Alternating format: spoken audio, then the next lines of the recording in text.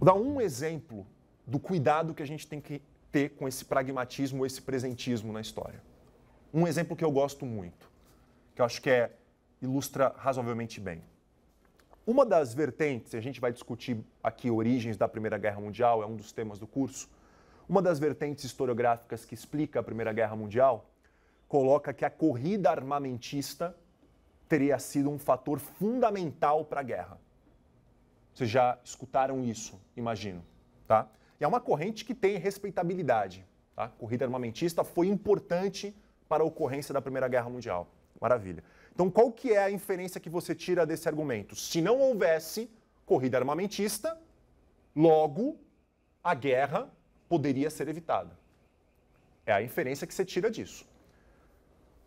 No entreguerras, em particular nos anos 30, a principal crítica que alguns historiadores fazem à política anglo-francesa com relação à Alemanha é exatamente qual? A crítica de que França e Alemanha teriam sido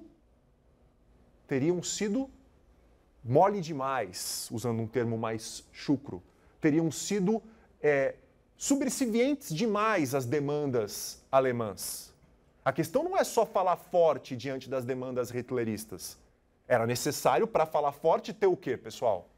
O mínimo de um embasamento militar, não há dúvida. Então, olha que interessante.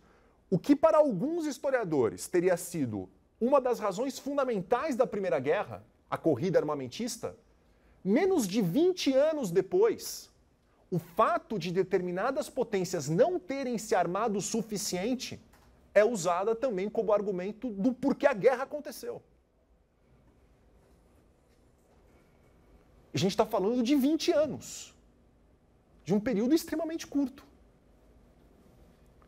Então, história como profecia, meta-história, muito cuidado. Muito cuidado. E isso está na base da noção de história laboratorial e história como tijolos. Está na base. Não quero dizer, que a gente também tem que cair para o outro extremo. O outro extremo é dizer, história não tem função alguma. História, como os gregos já o consideravam, é uma musa, é uma arte. Serve simplesmente para nós angariarmos conhecimento sobre seres humanos, tudo que seres humanos fazem, literatura, pintura, escultura, interessa aos seres humanos. História é uma arte, como outras demais.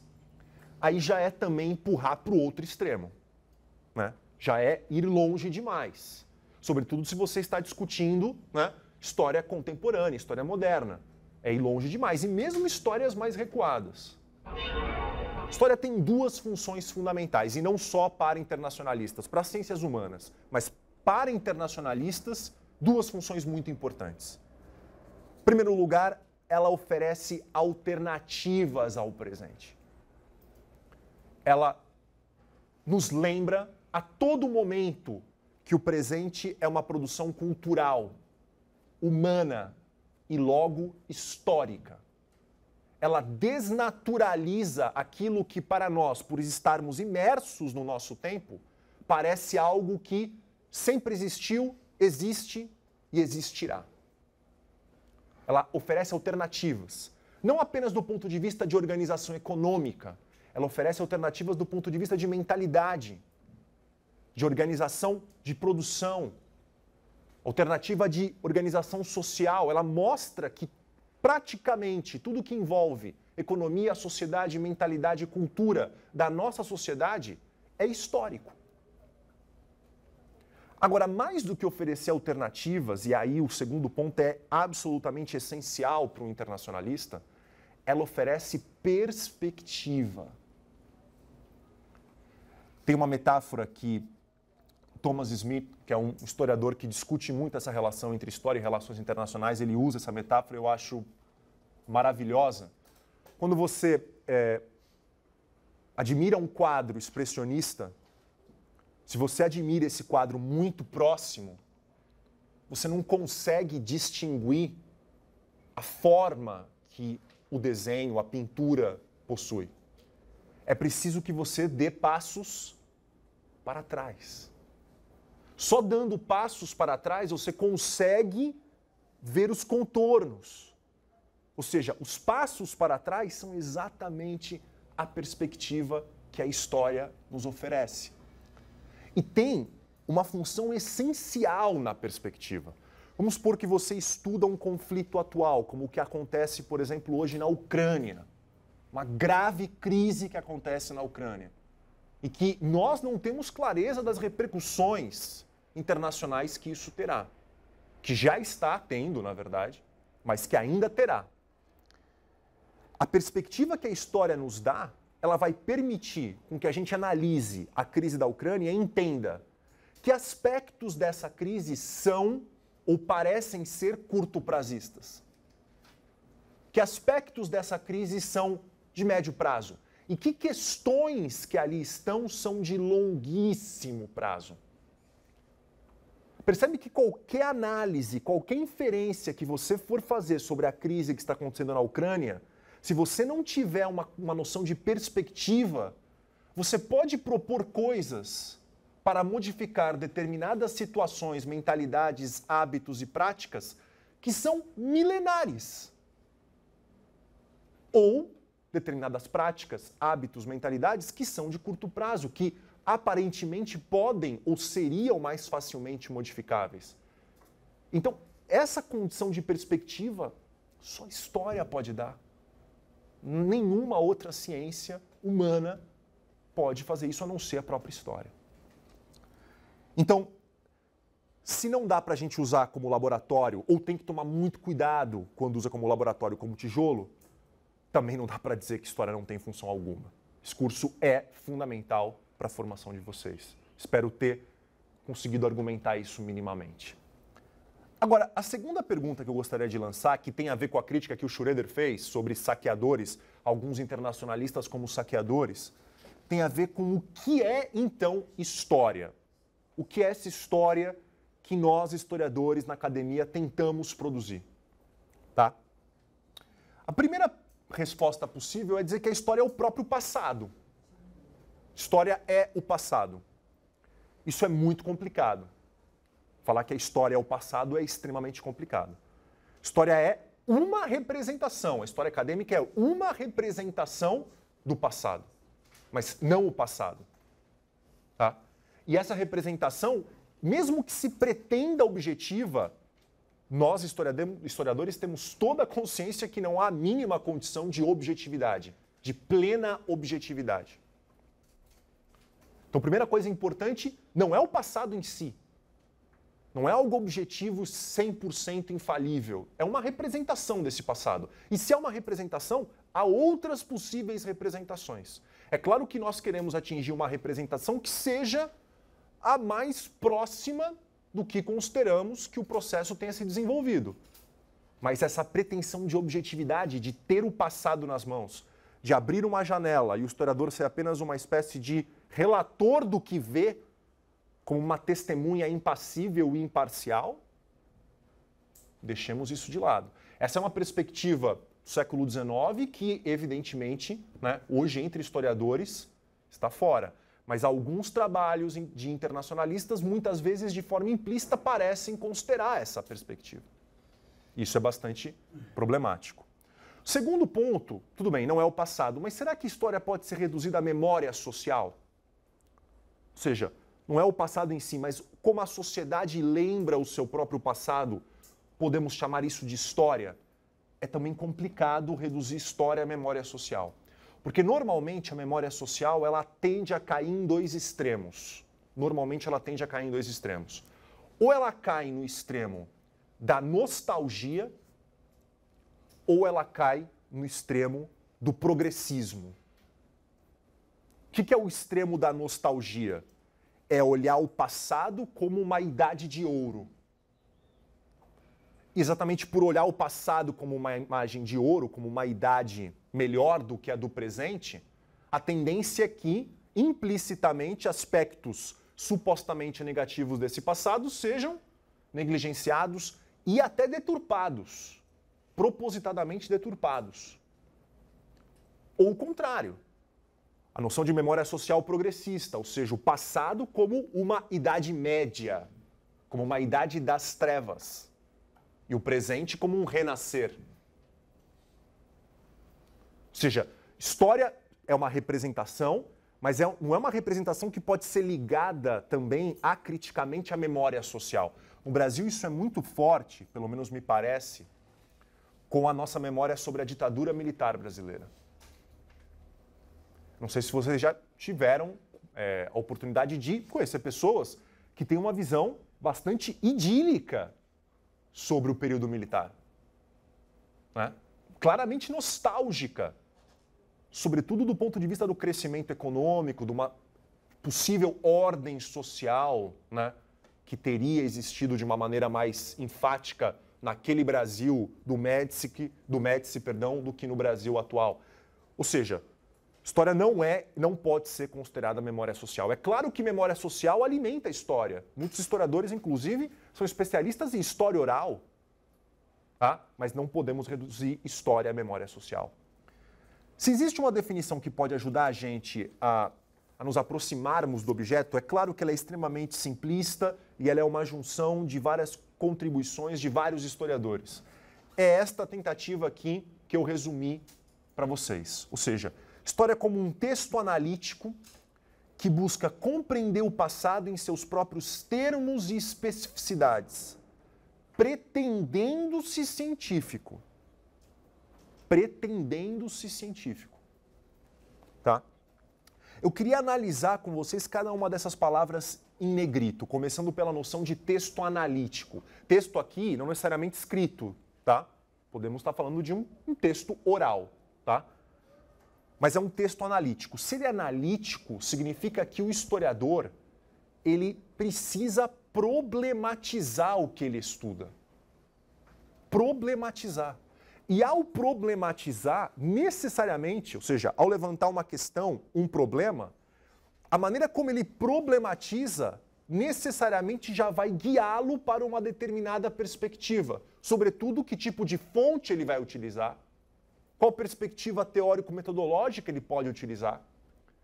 Ou seja, onde eu quero chegar? A problematização, que é a essência de um texto analítico, é, na verdade, colocar um elemento subjetivo já na construção do conhecimento histórico. Então, o conhecimento histórico é, por essência, subjetivo. Por entre outros motivos, mas um dos mais importantes, porque ele precisa ser um texto que problematiza. Um grande estudioso italiano do XIX, o Benedetto Croce, dizia que história sem problema é como um cadáver. Você já leu um texto de história que falsamente se apresenta como sem problema? Ou seja, aquele amontoado de fatos que vão sendo jogados um atrás do outro, como se aparentemente você estivesse lendo um relato do que supostamente ocorreu. Ou seja, o texto que é aproblemático, ele é sem vida. E ao colocar o problema, você já tem o sujeito falando. Segunda coisa, termos e especificidades. Quando eu digo que o historiador busca compreender o passado em seus próprios termos e especificidades, eu quero dizer duas coisas. O historiador nunca pode perder a perspectiva de que, ao estudar o passado, ele está adentrando um país estrangeiro. Isso é muito importante. Não perder o senso do estranhamento. Porque só olhando o passado como algo estranho que o historiador vai conseguir penetrar na mente daqueles que minimamente viveram aquele passado. Se ele não estranhar, no momento em que ele não estranhar, ele pode, provavelmente irá, cometer presentismos na sua análise. Transportar pressupostos do presente para o período em que ele estuda. Inclusive, uma das maneiras mais simples de você diferenciar um texto profissional de história e um texto amador tem a ver com essa noção de respeito aos termos e às especificidades. Porque, normalmente, o amador, ele não se preocupa com o respeito às especificidades e o termo do período histórico que ele estuda, que é o erro que para o historiador é gravíssimo, que nós o chamamos de anacronismo histórico. Isso Se você acusar um historiador de ser anacrônico, essa é uma das piores acusações que um historiador pode receber. Então, se você quiser me magoar, você já sabe do que me chamar. Tá? Agora, não só nunca perder a noção do diferente, mais do que isso. Entender nas suas próprias especificidades significa sempre colocar o objeto estudado no seu contexto histórico. O que eu quero dizer com isso? Uma troca de mercadorias na Borgonha do século XIV tem que ser contextualizado naquele mundo social e não pode ser vista como uma troca de mercadorias idêntica ao que se processa num mundo globalizado do século XXI. Percebe? Então, transportar a noção do que nós temos de mercadoria, de troca, de investimento, de produção para um período como Borgonha do século XIV tem que ser feito com enorme cuidado. Porque você, ao fazer isso, pode estar descontextualizando o que, no caso, é o seu objeto de estudo. Estão entendendo agora um pouquinho mais o porquê que o Schroeder fala de saqueadores de sítios arqueológicos? A gente está se aproximando do cerne da crítica dele, do cerne do ponto que ele levanta. E a questão de pretensão científica. Todo historiador sabe, portanto, que a objetividade plena é impossível. Mas é como uma utopia. Você deve buscar a utopia, mesmo sabendo que a utopia é impossível. Ao problematizar, você já subjetiva, como nós falamos. O historiador não tem a condição de recriar uma experiência histórica, de maneira alguma. Então, evidentemente, há enormes limitações no conhecimento histórico. Mas, mesmo assim, o que une os historiadores é a ética de que, ao ler um trabalho de um historiador, aquele historiador está dando a segurança para a pessoa que lê de que ele fez tentando ser o mais imparcial possível. Evidentemente, sabendo que a imparcialidade plena é, em si, improvável. Bom, resumidamente, o que eu coloquei para vocês está aqui. E aí chegamos no ponto que o Schroeder levantou. Por que então saqueadores, pessoal? Saqueadores, em primeiro lugar, porque muitos trabalhos de internacionalistas assumem de uma maneira implícita a objetividade do conhecimento histórico. Ou seja, como se dados históricos estivessem num repositório e eles pudessem ser utilizados para testar teorias de maneira infalível, como se esses dados fossem objetivos, unívocos, infalíveis também. E a questão da retirada dos dados do seu contexto. Ou seja, será que Estado Nacional no século XVI é a mesma coisa que Estado Nacional no XIX? Será que é a mesma coisa que Estado Nacional no XX? Será que nacionalismo é a mesma coisa? Será que empresa é a mesma coisa? Será que política é a mesma coisa? Ou seja, tomar muito cuidado com a descontextualização de conceitos e objetos. E essas grandes tentativas de teorizar na longa escala. Isso pode resultar num saque. Bom, falei muito e admito que de uma maneira até abstrata. Gostaria de agora dar alguns exemplos concretos para vocês. Vou dar dois exemplos, né? Um, na verdade, de um projeto que já vem há mais de 50 anos na Universidade de Michigan. Um projeto que eu respeito, que envolve muito trabalho, tá? Então, portanto, não entenda a citação dele como, em si, só uma crítica, mas também a citação tem que ser vista como um acender de luzes para a gente tomar alguns cuidados. Então, vou citar esse projeto e depois vou pensar, como exemplo, no nosso primeiro tema de estudo, que vai ser o da aula seguinte, que é o Origem sobre a Primeira Guerra Mundial. E mostrar rapidamente como esse tema é extremamente complexo. E como nós, como internacionalistas, temos que tomar muito cuidado ao analisar um tema como Origens da Primeira Guerra Mundial ou outros que nós veremos juntos. Então, o primeiro exemplo é desse projeto que eu comentei com vocês. Não sei se alguns eu sei que conhecem, né? Mas imagino que muitos aqui ainda não. É um projeto que foi desenvolvido inicialmente pelo David Singer, em Michigan, chamado Correlates of War, né?